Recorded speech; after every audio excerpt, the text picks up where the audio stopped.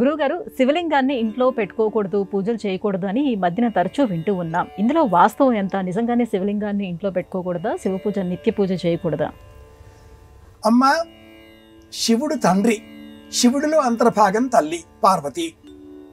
మీ నాన్న అమ్మ మీకు ఇష్టం లేదు అంటే మీ ఇంట్లో శివుడిని పెట్టుకోవడం మానేయండి. శివలింగం కింద ఉండేటటువంటి పానవట్టం పార్వతీదేవి బేస్, దాని మీద ఉండే శివలింగం శివుడు, తండ్రి తల్లి. వాగర్థ ఇవ సంపృక్తో వాగర్థ ప్రతిపత్తే జగతః పితరౌ వందే. జగత్తుకే ఈ ఇరువురు తల్లి తండ్రి. శివుడు ఇంట్లో ఉంటే రోజు అభిషేకం చెయ్యాలి, శివుడు ఇంట్లో ఉంటే రోజు నైవేద్యం పెట్టాలి. శివుడికి పూజ తప్పనిసరి. పుష్పాలు కావాలి, గంధం కావాలి, ధూపం కావాలి, దీపం కావాలి.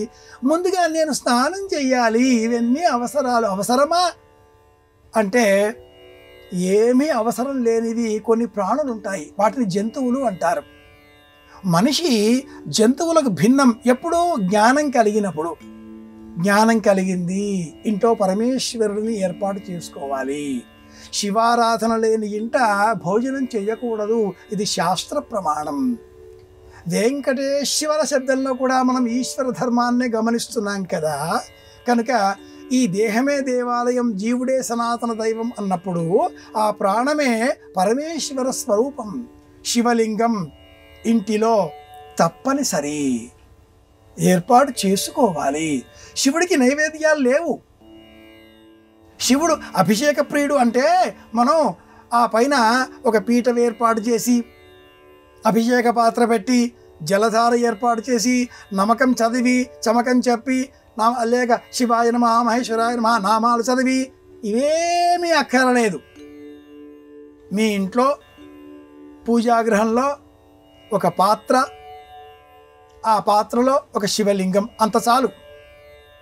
స్నానం చేసి వచ్చిన తర్వాత పొడి వస్త్రం కట్టుకొని, మడి అంటే అర్థం ఏదో పట్టుది అని కాదు, ఉతికి ఆరవేసింది.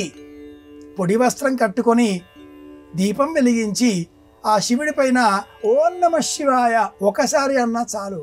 అంత కాసింత నీరు పోసి శివలింగం తీసి కింద పెట్టి, ఆ నీరు మళ్ళీ వేరే పాత్రలోకి తీసేసుకొని శుభ్రంగా ఆ పాత్రను గురించి శివలింగాన్ని మళ్ళీ అందులో పెట్టి, అంత చిటికెడి భస్మం పైనుంచి వేసి 2 చేతులు జోడించి నమస్కరించి బయటికి వస్తే శివారాధన అయిపోయింది.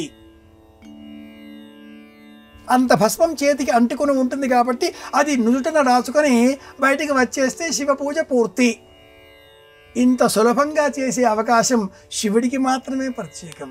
అదే విష్ణు ఆలయం అయితే, లేక విష్ణువుకు సంబంధించిన అర్చామూర్తి అయితే పుష్పమాలికలు కావాలి, గంధం పెట్టాలి, కుంకుమ పెట్టాలి, తులసి దళాలు కావాలి, నైవేద్యాలు కావాలి. శివుడు ఇవేమీ అడగడు కనుక ఇంటిలో శివారాధన తప్పనిసరి, ప్రత్యేకం. ఆచరిద్దాం, ప్రయోజనం సాధిద్దాం.